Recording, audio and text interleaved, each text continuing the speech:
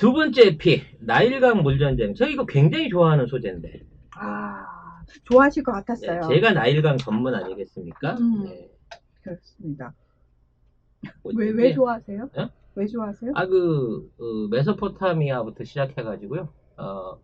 일종의 그쪽의 고대 문명사에 관한 굉장히 많은 관심을 갖고 음, 있습니다. 네.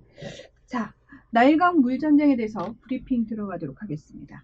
자, 고대 이집트에서 문명이 크게 발달할 수 있었던 이유는 나일강의 범람 때문이었다. 이런 어허. 얘기들 어릴 때 우리가 책에서도 한 번쯤 읽었을 것 같고 들어는 봤을 것 같은데요.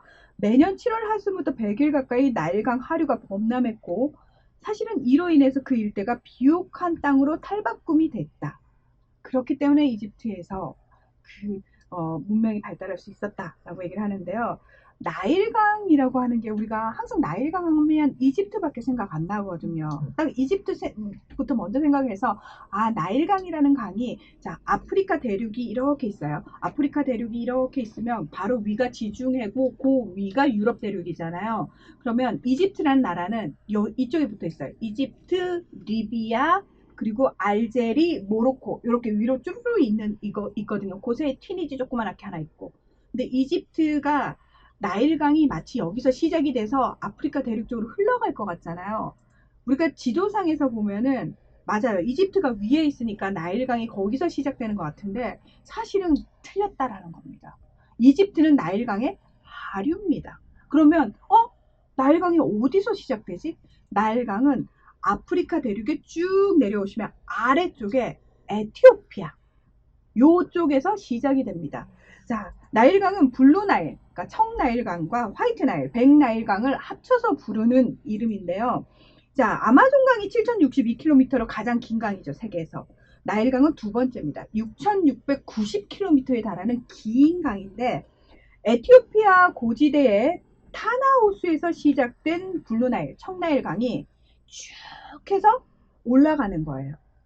그리고 백나일강, 화이트나일은 탄자니아, 케냐, 우간다 사이에 있는 아프리카 최대 호수죠. 빅토리아 호수에서 시작이 됩니다. 이 두 강이 어디서 만나느냐? 수단, 그러니까 에티오피아 바로 위쪽에 있는 수단의 수도인 카르툼 근처에서 합쳐져 가지고 그게 이제 하나로 쭉 해서 이집트를 통해서 북쪽 지중해까지 흘러가는 게 나일강입니다. 그러니까는 외세 침략이 있기 전에 이디오피아 왕국 자체가 이 나일강을 주변으로 해갖고 생성됐다고 봐야 돼요. 음, 그래서 이디오피아가 옛날에 고대 왕국일 수 있었던 점, 이집트가 그 당시에 세계 최대의 4대 문명을 만들어낼 수 있었던 이유가 이 나일강의 풍부한 생산력에 있었다는 거죠. 그렇죠. 그러니까 아프리카 대륙이 사실은 이 나일강 때문에 먹고 산 거고 그 이외에 나머지 지역은 사람들이 쉽게 접근하기 힘든 타잔이나 살 법한 그런 저 사바나 지역이었다고 이해를 해야 되는 겁니다. 여기만 사람 살만한 데였다는 거예요. 그래서 이 에티오피아와 이집트 사이의 나일강 분쟁은 기원 전부터 시작이 되는데요. 왜냐하면 나일강의 수원 국가로 나일강 수량의 86%가 이 에티오피아에서 흘러나오기 때문입니다. 그런데 에티오피아, 수단, 이집트에서는 역사적으로 이 나일강을 둘러싼 분쟁이 계속되어 오던 상황에서 이집트를 영국이 식민 지배하거든요. 그래서 이집트가 영국을 등에 업고 나일강에 대한 권한을 불공정할 정도로 휘둘렀기 때문에 나머지 인근 국가들이 심지어 이집트보다 상류 쪽에 위치한 나라들임에도 불구하고 권한이 없었어요. 그러니까 말도 안 되는 거지. 불만이 수십 년 동안 이만큼 쌓여 있었던 거예요. 그러다가 딱 이제 독립이 되잖아요. 1960년대 아프리카 국가들이 일제히 거의 다 독립을 하게 되거든요. 굉장히 늦었죠, 어떻게 보면. 네, 2010년에 이 이집트와 수단을 제외하고 나일강 상류 지역 6개 나라인 에티오피아, 케냐, 우간다, 르완다, 부룬디, 탄자니아가 수자원 확보 협약을 체결을 합니다. 네, 이걸 왜 했냐? 에티오피아에서 우리 에티오피아가 이렇게 낙후된 상태로 살 수 없다. 근데 아까 말씀하셨던 것처럼 나일강 근처에 다 모여서 살았고 그나마 여기가 살만하다는 거죠. 그리고 우리가 나일강의 86%를 점유하고 있는 나라잖아요. 그러면 이걸로 어떻게든 먹고 살아야 되겠다라는 생각을 하기 시작한 겁니다. 2011년부터 경제 개발을 위해서 아프리카 최대의 수력 발전댐인 그랜드 에티오피아 르네상스 댐 건설을 시작하게 됩니다.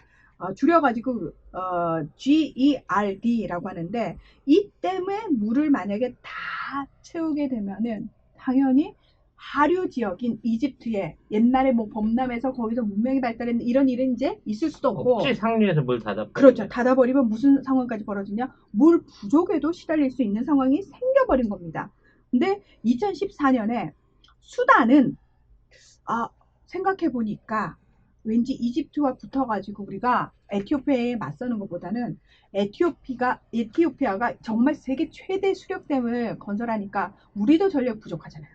그러면 에티오피아에 탁 달라붙어가지고 공조를 하는 게 훨씬 유리하겠다라는 생각을 해가지고 생각을 바꿉니다. 그래서 이집트 뚝 떨어져 나가고 나머지 아프리카 국가들이 똘똘똘똘 지금 나일강을 상대로, 그러니까 나일강을 놓고 이렇게 뭉쳐 있는 상태다. 이렇게 보시면 되고요.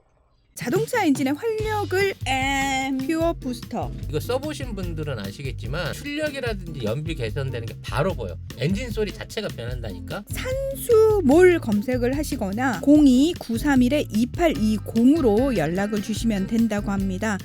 지금 현재 이 댐이 2023년 완공 예정으로 지난해 10월 기준 70%의 건설 공정을 마쳤습니다.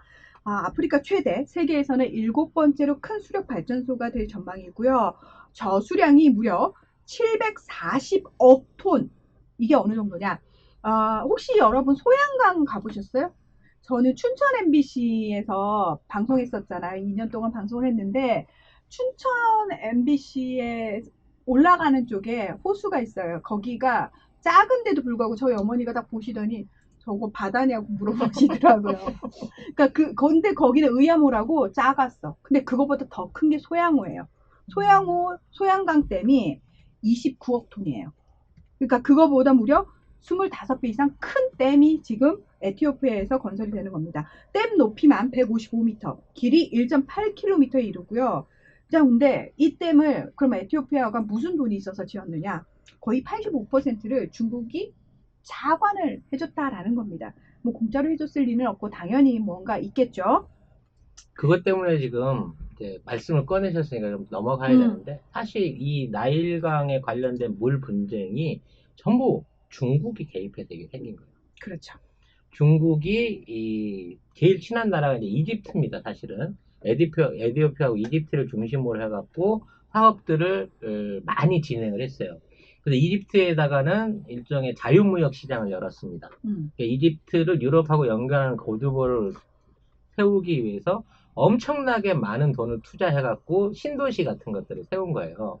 그리고 그와 관련해서 이제 주변의 농업이라든지 어떤 지역적인 경제를 연결하기 위해서 주변 국가들 뭐 리비아는 그렇다 치도 에티오피아, 케냐 뭐 이런 주변 국가들 전체에다가 SOC 투자를 계속 물량으로 대줍니다. 근데 이걸 돈을 준 게 아니고요. 댐을 지어준다든지 철도를 지어준다든지 도로를 지어준다든지 이렇게 현물로 제공을 하고 그걸 대신에 차관으로 해갖고 이제 처음에 커피도 받고 뭐 이렇게 했어요. 근데 커피 받아갖고 도로 공사비가 빠질 리가 없죠. 이렇게 되다 보니까 이 돈이 되는 SOC들을 쉽게 말해서 잡아먹기 시작한 겁니다. 그렇죠. 그래서 지금 이 댐이 사실 이제 조수량으로 따져놓고 보면 거의 샨사댐의 한 배 반이에요. 어마어마한 물량이거든요. 근데 사실 샨사댐보다 더 위험할 수도 있어. 이 댐 자체는.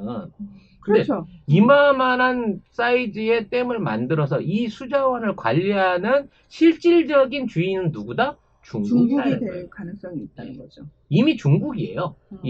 이거를 가서 하고 있으니까. 그 에티오피아한테 SOC를 해준다고 에티오피아에다가 수도 쪽에다가 고속철을 건설해 줬어요. 에티오피아의 고속철이 왜 필요하죠? 네. 거기에 뭐 해안도로를 따서 480km 정도 되는 뭐 고속 전철, 그러니까 완전 고속철에 일반 철도를 놔주기로 하고 공사에 들어갔어요. 그 돈이 다 차관이야. 근데 그 차관이 이루어지게 나면 그 차관 이디오피아가 뭘로 해갖고 그걸 갚죠? 결국은 운영권을 넘겨야 되는 거야. 그러니까 중국이 1대1로라고 해가지고 지금 전 세계를 본인의 경제권으로 묶으면서 하는 맹점이 뭐냐면 이 사회 인프라가 부족한 국가에서는 들어와서 항만, 철도, 뭐 공항도 지어주고 한다니까 일단 막연히 생각하면 발전하는 느낌이 들잖아요. 근데 중요한 건 그런 건 말 그대로 사회 인프라, 간접 시설이잖아요. 그러면 그걸 이용해서 무언가를 할 수 있는 시스템이 있는 상태에서 그게 필요한 거잖아요. 없어. 그걸 이용할 수 있는 사람도 없고요. 예를 들어서 우리가 철도를 놓는 이유가 처음에 철도가 사람들이 타기 위해서기도 하지만 화물 수송용이잖아요. 그러면 어딘가에서 원자재를 싣고 공장까지 간다거나 또는 제작된 물품을 싣고 어딘가로 가야 되는데 그 나라들에는 그런 공장들이 없는 상태에서 일단 철도만 놓고 보는 거예요. 그러면 사람들이 그럼 타고 다니면 되죠? 사람들이 돈이 어디서 그걸 타고 다녀요? 못 타요. 못 그냥 타요. 구경하는 거예요. 이건 나중에 중국이 이 아프리카 쪽에 일종의 그 자원을 수송하거나 수출품을 보내기 위해서 본인 필요에 의해서. 중국 필요에 의해서 이거를 타고 이용하기 위해서 깐 거지. 절대 이 나라의 발전을 위해서 필요한 시설이 아니야. 한 20년 앞으로도 필요 없어. 근데 이거를 결국은 누구 돈으로 지었냐? 아프리카의 빚으로 진 거예요. 그렇죠. 빚으로. 그러니까 돈으로 사채로 빌려주고 그거를 현금으로 쓸 수 있게 해준 게 아니라 공사를 대신해주고 이게 너 빚이야라고 떠넘긴 거예요. 물론 그게 들어왔을 때만 하더라도 이제 장밋빛 청사진에 막 부풀었겠죠. 그러면서 앞으로 이 정권 국민들한테 내가 유치했다고. 그렇지. 우리가 철도를 놨다고. 내가 여길 중국 통해서 자본을 들여와가지고 경제 발전을 시켰다고. 내가 그런 대통령이라고. 그 산업 발전이 되고 뭐 하려면 공장이라든지 뭐가 생겨야 될 거 아니야. 그렇지. 공장이 공장 안 생겨요. 왜? 싼 중국 물품을 막 갖다가 거기다 풀어버리거든. 그리고 커피 몇 자루 사가면서 퉁쳐버리거든. 이렇게 되다 보니까 결과적으로 자국 내 사업은 점점 더 망가지고 자국이 갖고 있는 농장들이나 커피의 가격들도 중국이 독점을 해가지고 전부 커피 농장을 싹쓸이를 해가버린 거예요. 이제는 아무리 열심히 이디오피아 노동자들이 커피를 만들어도 이게 90% 이상이 중국 안으로 들어가서 소비되거나 중국에서 재가공돼서 브랜드화되고 팔려나간단 그렇죠. 말이죠. 그러니까 결과적으로 수탈을 위한 도로를 뚫어주고 그 국가는 빚에 허덕이던 과정에서 운영권까지 넘겨주고 있다는 거예요. 아니 일제가 우리한테 경부선을 왜 깔아줬는데? 우리를 위해서 깔아준 게 아니라니까요. 지들 물자수송과 지들이 식민 지배를 용이하게 하기 위함이고 우리나라를 발판으로 대륙으로 침략해 들어가기 위해서 자기들 필요에 의해서 깐 건데 그걸 가지고 우리나라에 철도도 깔아주고 일본이 우리나라를 근대화시켜줬네라는 식민지 사관을 가진 사람들 미친 새끼들이. 저는 아직도 그 소리 듣고 살아요. 오늘도 새끼가 나왔네. 네. 어머. 이게 일단 네. 일본이 우리 사업을 근대화 시켰다는 건 말이 안 되는 게요. 이미 6.25 때 다 잿더미 됐어. 일제시대 때 깔았던 도로고 철도고 공장이고 거의 살아남은 게 없어요. 6.25 전쟁 때문에. 그 안에서 그 나라를 다시 일으켜 세운 거는 우리들이 스스로 해냈던 거지. 그렇죠. 일본이 해줘서 남아져 있는 게 뭐가 있는데 진짜 어디 가서 찾아볼 수 있는 시멘트 공장 70년 80년 된 거 이 정도 말고는 찾아볼 수가 없는 거예요. 우리 산업에 큰 도움도 안 됐고 그런 노후된 시절들. 근데 지금 맞습니다. 아프리카가 그 케이스를 겪고 있는데 그렇죠. 가장 중요한 건 물이라고 하는 생존하고 직결돼 있는 걸 잡아놨다는 거예요. 이거를 바탕으로 해갖고 이디오피아에 지정돼 있는 댐에서 나일강을 흐르는 수원의 절반 이상을 붙들고 있으면서 이거를 안 흘려보내면서 이게 외교적인 수단으로 이용하려고 한다는 거죠. 그러니까 에티오피아 정권 입장에서도 사실 어쩔 수 없는 선택이기는 해요. 그리고 사실은 이 아프리카 국가들도 악에 받쳐가지고 중국한테 계속 빚 탕감하라고 얘기하잖아요. 지금 떼먹겠다고 대놓고 덤벼들고 있거든요. 네, 대놓고 탕감해줘. 아니면 우린 난 몰라. 이러고 배째 이러고 있거든요. 똘똘 뭉쳐가지고. 자, 일단은 지금 현재 이 위성 사진이 공개가 됐는데 6월 29일에 사진하고 7월 9일에 6월 27일에 사진하고 7월 9일에 사진을 딱 보면은 확실히 댐에 물이 엄청 차 있는 게 확 차이가 보여요. 그래서 지금 현재 댐 수위가 560m까지 높아진 상태라고 하거든요. 근데 에티오피아 같은 경우에는 지금 1인당 국내 총생산이 $1,000밖에 되지 않습니다. 그리고 전력 부족에 엄청나게 시달리고 있는 상황이거든요. 그래서 이 수력 발전을 통해 가지고 어쨌든 전 국민의 65%인 7천만 명이 이 전력 부족을 좀 해결할 수 있을 뿐만 아니라 그리고 이 남는 전기를 이웃 국가에 좀 수출을 해가지고 경제 성장에 좀 발판을 마련하겠다라는 게 에티오피아 이 정부의 생각이고요. 실제로 주변 국가들도 상당히 좀 다른 입장을 가지고 있긴 합니다. 이집트 같은 경우에는 입장이 이거예요.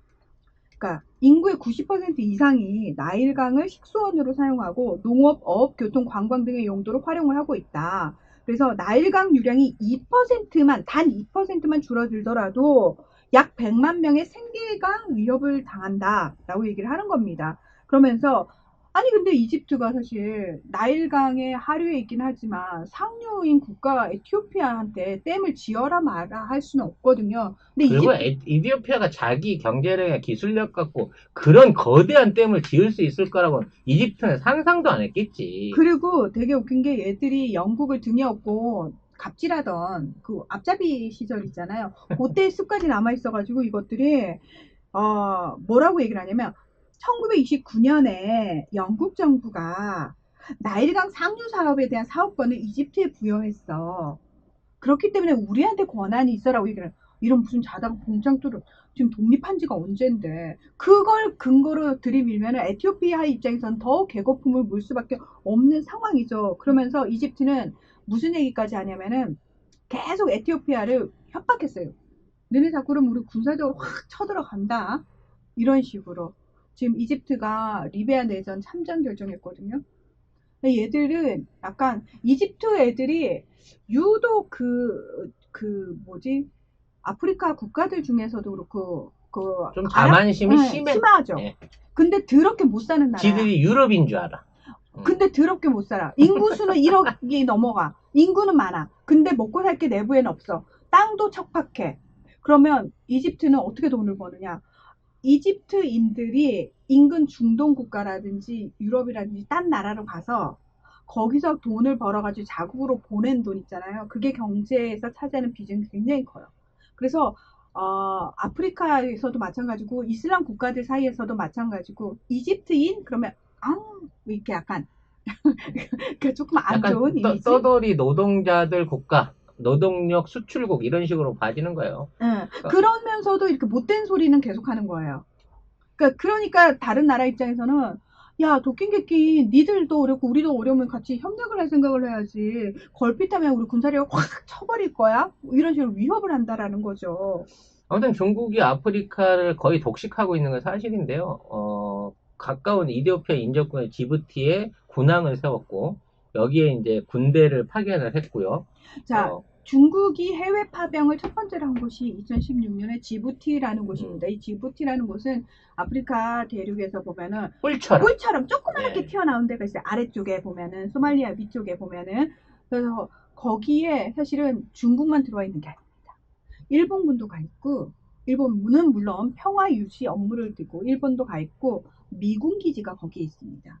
이게 왜냐면 아라비아 반도하고 40km밖에 안 떨어졌거든요. 딱 그 옆에 붙어 있는 곳이거든요. 30분이면 건너갈 수 있거든. 그렇게 되다 보니까 지부티가 지정학적으로 굉장히 중요한 굉장히 위치거든요. 군사적으로 중요한 위치거든요. 아무튼 아프리카에 일어나고 있는 물 분쟁은 사실은 중국이 조정하고 있는 게 맞는데요. 중국이 이런 짓을 하고 있는 또 한 군데가 있어요. 이게 메콩강입니다. 메콩강! 네. 아니 이 얘기도 하려고 그랬는데. 그러니까. 나 이것도 이것도 한참 해야 되는데 이거, 아무튼 메콩강도 시작은 티벳이거든. 티벳을 지들이 쥐고 있잖아. 그러니까 메콩강으로 흘러내려가는 물줄기를 티벳에다 다 잘라가지고 자기들이 물을 갖고 있으면서 전통적인 농업 국가인 태국이나 라오스나 뭐 이런 국가들이 쭉 타고 내려오잖아요. 캄보디아나 이런 국가들이 아예 벼농사를 못 지을 만큼 물을 안 주는 거예요. 그래서 이 난리를 치는 거거든. 못됐다. 근데 여러분 이거 굉장히 중요한 사실을 인식하셔야 돼요. 전 세계에서 지금 가장 큰 사업, 가장 돈이 많이 되는 사업이 사실은 이 물 사업입니다. 이 상하수도에 관련된 거를 일반적으로 우리가 이걸 그냥 국가가 제공한 SOC로 산업으로 생각을 안 해서 그런데 이 상하수도에 대한 생산과 관리를 산업으로 계산하면요 1년에 5천조 원이 넘는 어마어마한 큰 시장인 거예요. 그거는 어디서 나온 계산이에요? 물 관련된 통계에서 나와요. 음. 상하수도를 포함한 전 세계의 치수와 관련된 사업에서 만들어지는 매출이 5천조 원에 가까워요. 우리나라 돈으로. 그러니까 하수도까지 보태면 더 올라가겠지? 이 사업들을 독식하려고 하는 국가가 중국하고 일본이에요. 중국은 댐을 짓고 일본은 치수에 관련된 사업을 진행하려고 일본과 중국이 모종의 합작 사업을 벌려서 지금과 같은 대형 댐을 만들고 이걸 이용해가지고 물값을 올리고 국제적으로 분쟁을 조정하는 짓거리들을 쭉 해왔다는 거지. 그쵸. 그래서 메콩강 프로젝트를 비롯한 동남아에 있는 국가들이 한국의 수자원공사한테 이 용역을 맡기고 여기에 대한 자체적인 개발을 들어가려고 하는 이유가 거기 있는 거예요. 중국은 이거를 다 먹어가지고 물 수자원을 쥐어잡음으로 인해서 그 나라를 사실상 경제적으로 외교적으로 통치하려고 들거든요. 그래서 이런 짓거리를 안 하는 대한민국의 앞으로 수자원에 관련된 관리 공사들을 맡기려고 하는 움직임이 생겨나고 있다는 거예요. 근데 이게 참 우리는 다른 나라에 대해서, 그러니까 국제 정치에도 참 그동안 관심이 없었지만 지금도 마찬가지로 우리나라 국민들이 별로 관심이 없잖아요. 그게 지금 이 방송을 보고 계신 분들도 안타까워하는 부분이잖아요. 이걸 지금 알고 들으면은, 야, 이거 꼭 알아야 되는 내용인데, 정말 많은 사람들이 국내 정치 다루는 유튜브에만 막 수십만씩 그렇게 구독자들이 몰리잖아요. 그래서 억울해? 아니, 억울한 게 아니고, 이게 뭐냐면, 현실을 얘기하는 거예요. 우리는 이렇게 그냥 우리 안에서 빡짝빡짝 하고 있을 때, 일본이랑 중국은 무슨 짓을 했냐면, 일본 같은 경우도 메콩강과 관련해가지고 본인들이 협회 자체를, 그러니까 그 나라들 있잖아요. 인도차이나 반도 안에 있는 그 나라들을 다 연결해가지고 협력 차원의 어떤 협력체 같은 걸 만들어요. 만들어가지고 이미 수년 전부터 만들어가지고 그 안에서 계속 무슨 회의 같은 것도 하고 지네들이 계속 돈을 쏟아 부어요. 이게 뭐냐면 일본이 절대 인도적인 차원으로 공적 원조를 한다는 게 아니라니까요. 거기에 대한 기득권을 이미 확보하기 위해서 그런 꼼수들을 메콩강에 하고 있죠. 일본이 거기만 하는 게 아니라고요. 전 세계를 상대로 얘들이 할 수 있는 모든 것들을 다 하고 있고 중국도 돈지랄을 가지고 그 난리를 치고 있잖아요. 근데 대한민국은 너무 그런데 관심이 없는 거야. 관심이 없어서 우리 앉아가지고 미통당 저 새끼들 어떻게 하지 막 이러고 있고 그 또 저쪽에서는 맨날 성조기 들고 나오고 이스라엘기 들고 도대체 그 깃발들이 왜 나오는지 모르겠지만 나와가지고 그분들 진짜 미국 인구가 얼마인지 알지도 못할 텐데 지도에서 미국 찾아보세요 그러면 찾지도 못하실 분들이고 이스라엘이 어디에 있는 나라예요? 라고 물어보면은 이게 이스라엘 깃발이야? 라고 물어보실 분들인데 그러니까 이게 참 저는 안타깝다라는 거예요.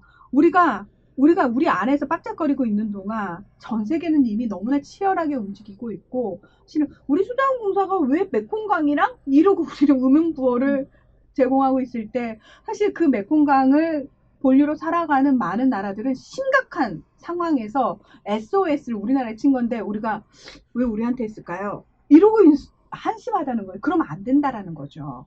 그래서 알아야 된다라는 거죠. 저는 그 얘기를 하는 거예요. 안타깝다고. 그래서 이게 민영화가 무서운 거예요. 결과적으로 이 수도라든지 전기라든지 철도 같은 국가 SOC를 자국 자본이 아닌 해외 자본에 의존해서 관리를 맡기게 되면 꼭 이런 사단이 생긴다는 거지.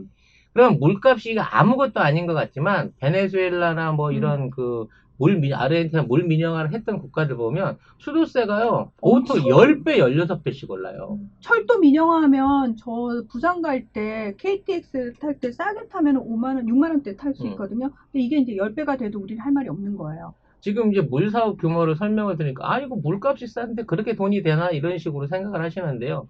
물 사업이라고 하는 거는 물을 저장하기 위해서 담수하는 것뿐만이 아니라 물을 뽑아서 수도로 해서 가정에 공급하고 거기에 관련된 설비 전체를 다 관리하는 사업을 물 사업으로 봐야 돼요. 그러니까 인간의 생존이 가능하고 도시화가 이루어지게 되고 집중 군락을 하게 되면 이 물 사업은 필수 산업이고 끊임없이 재생산해야 되는 순환 사업이거든요. 지금 여러분들이 그 제 말의 규모를 못 믿으시면 물 사업 세계 규모 이렇게 해갖고 인터넷 때려보세요. 2010년도에 이미 물 사업 규모가 4천조 원을 넘어섰고 지금 중남미나 이런 쪽에 브릭스 국가들이 20년 동안 물 사업에 투자해야 될 돈이 8천조 원이 넘는다고 나와 있어요. 그러니까 어마어마한 블루오션이 펼쳐져 있는 거야. 인간이 살고 새로운 도시가 지기만 하면 어디에서든지 물 사업은 재생해서 생기는 거예요. 근데 이번에 우리가 처음으로 태국하고 중국하고 일본을 경쟁해서 물리치고 12조 원짜리 물 공급 사업을 따냈는데 이게 12조 원에서 그치는 사업이 아니라는 거지. 이제 시작이라는 건데 저는 그 얘기를 하고 싶은 거예요. 그러니까 물론 아까 내부가 안정이 돼야 밖으로 눈을 돌리죠 하셨는데 자 그러면 내부 문제 다 해결한 다음에 우리 밖으로 눈을 돌립시다. 그럼 언제 해결이 돼요? 뭐 하나 다 완벽하게 해놓은 다음에 딴 거 할게요? 아니요.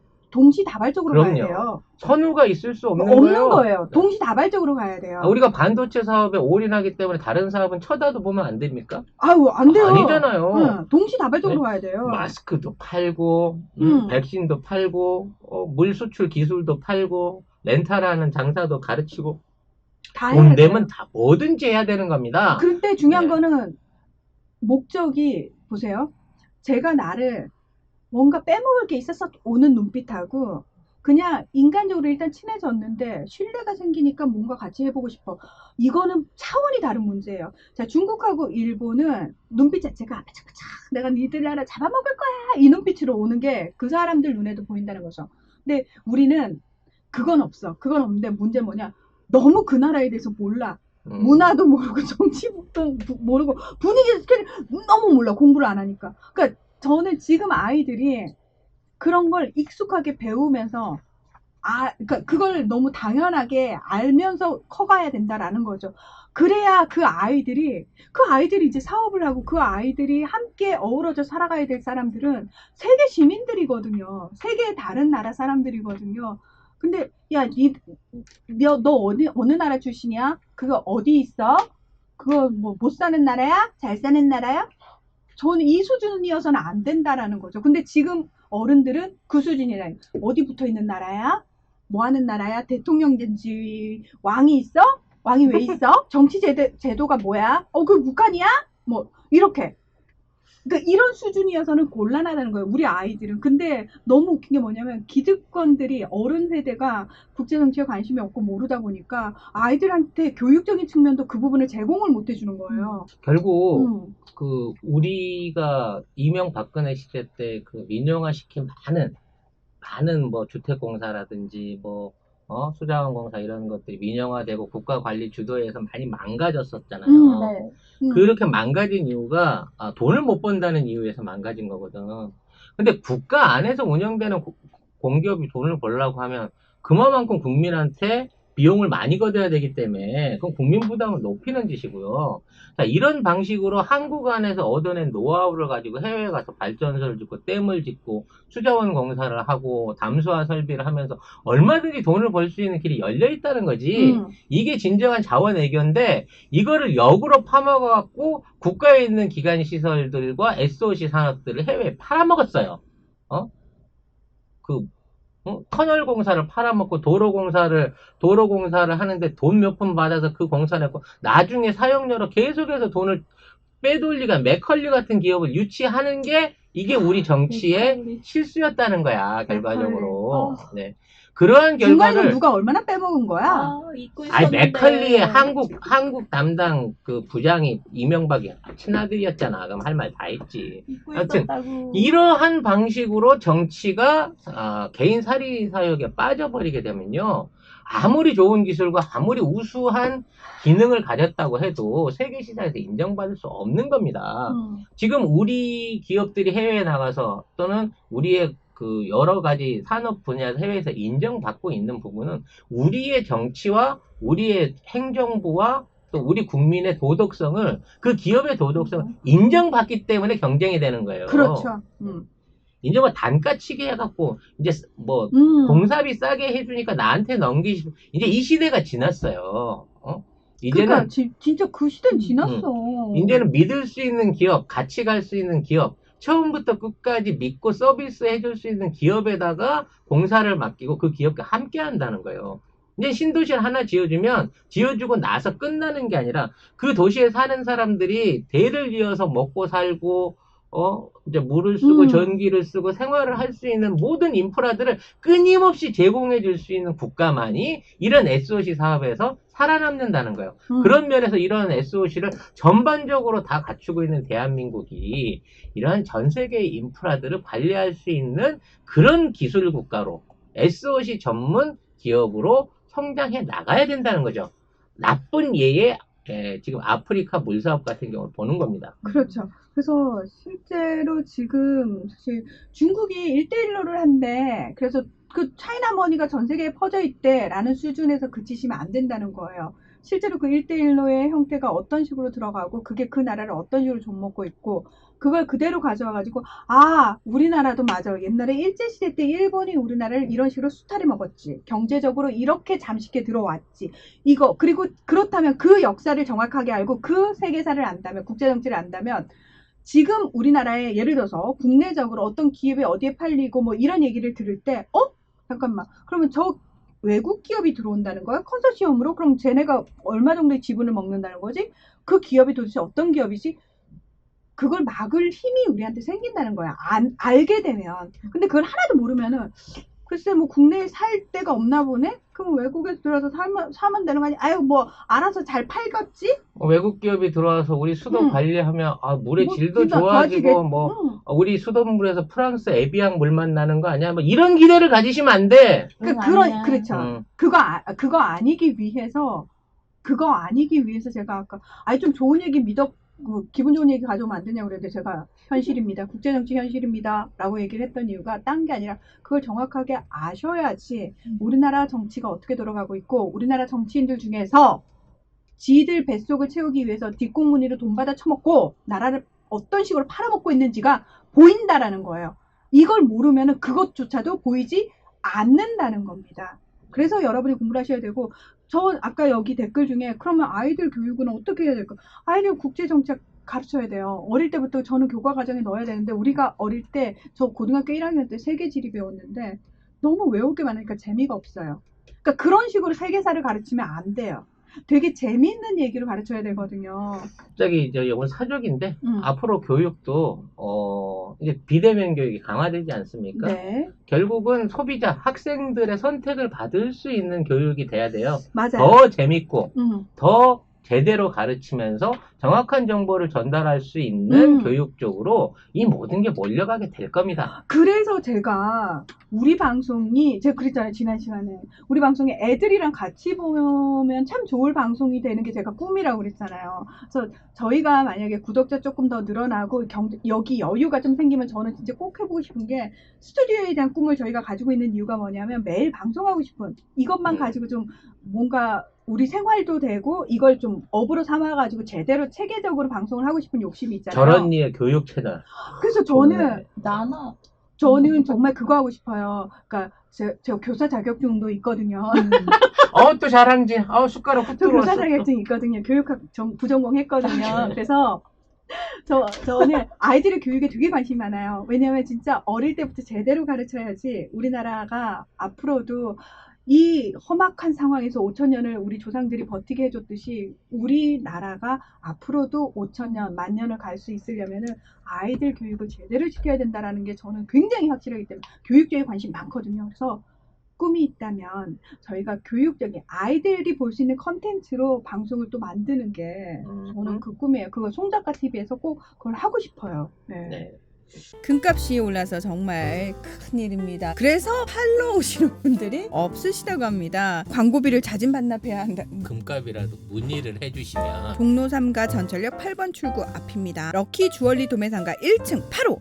하여튼 중요한 거는요. 이 물 분쟁 자체가 만들어진 게 이 국가들에 의해서 주도하거나 권력적인 패권이 아니라 이 아프리카 전역을 기득권을 통제하고 싶어하는 중국의 자본.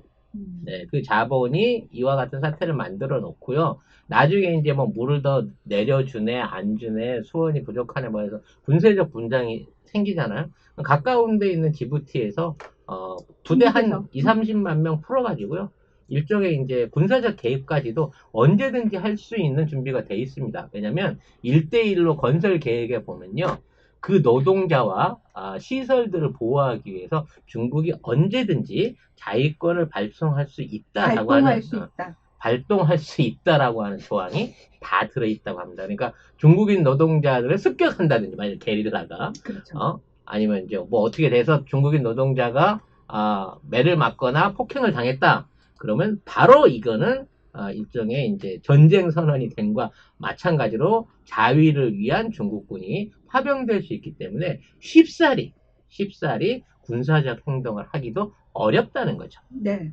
자, 이집트도 결국은 제가 봤을 때는 에티오피아 측하고 어떤 식으로든 협상을 할 수밖에 없는 상황이 벌어졌고요. 이미 다른 인근 국가들은 이집트와는 달리 에티오피아 쪽에 탁 하고 달라붙었습니다. 그러니까 수단 같은 경우에는 사실 해마다 나일강이 범람해서 수해를 많이 입었거든요. 그래서 차라리 댐이 건설이 돼서 이 범람을 좀 막을 수 있다면 최대로 그 혜택을 받는 나라가 수단이 되지 않겠느냐. 그래서 실제로 그 남수단, 케냐, 지부티 이런 에티오피아 주변 국가들은 에티오피아하고 잘 협상만 하면은 싸게 전력 공급 받을 수 있고요. 그렇죠. 그 엄청난 덤에서 만들어내는 전력을 싸게. 에티오피아가 다 쓸 게 아니거든요. 그렇죠. 네. 그래서 주변국에 파는 거야. 그냥. 지부티 같은 지금 계약상으로는 이미 음. 계약이 돼 있어요. 지부티 같은 경우에 200메가와트 대신에 지부티 항구 이용을 원활하게 하기로 협상을 맺었고요. 케냐는 500메가와트 문바사 항구 이용을 자유롭게 할 수 있다는 조건. 그다음 수단 같은 경우에는 200메가와트의 전력을 공급해주고 석유를 받는 식으로 이런 식으로 이미 다 계약이 어느 정도는 돼 있다라는 겁니다. 좋네요. 남의 나라 들어가서 빚 내주고 그걸로 댐을 지은 다음에 빚으로 해서 댐을 차압해가지고 여기 댐을 이용해가지고 전기도 팔아먹고 정치에도 관여하고 이래서 중국 애들이 무서운 거예요. 늘 말씀드리지만 중국 애들은 사채업자입니다. 필요 이상으로 돈을 많이 빌려줘가지고 나중에는 담보했던 집을 지가 먹어버려요. 미국 애들은 깡패죠. 네. 미국은 깡패. 쳐들어가고 괜히 보호비를 내놓으라고. 주변에 아무런 분쟁이 없는데 보호비를 내놔라고 해갖고 안 내놓으면 보호비를 안 냈다고 때립니다.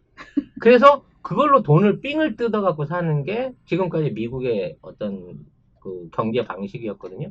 이 깡패 국가와 사채 국가가 지금 붙어가지고 전쟁을 치고 있는 거거든요. 어느 국가도 한 국가가 이겨서는 안 됩니다. 그러면 더 심한 깡패와 더 심한 사채 국가가 됩니다, 여러분. 여러분들 중에 개 중에 이제 중국이 망해버렸으면 좋겠다, 아니면 미국이 그냥 이번에 확 꼬꾸라졌으면 좋겠다. 절대 그러면 안 됩니다. 지들끼리 치고받고 하면서 계속 유지되게 가야 그러면서 점점 힘이 빠져가지고 그렇죠. 주변에 있는 국가들도 함부로 만만히 할 수 없게끔 지들끼리 싸우면서 지들끼리 힘이 빠져야 됩니다. 네, 그렇게 생각하시고 국제정치를 보시면 어떨까라는 생각이 드네요. 나일강은 이집트 게 아니에요. 너무 편파적으로 생각하지. 아니 저희는 나일강이 이집트 거라고 얘기한 적이 없는데요. 없는데요. 맞아요. 한 번도 언급하지 않았어요. 중앙아프리카, 북아프리카 전반, 아프리카 북부 대륙 전반의 공동의 자산인 겁니다. 네, 에티오피아에서 86%의 소원을 확보를 하고 있고 처음에 다 설명을 드렸습니다. 예. 네.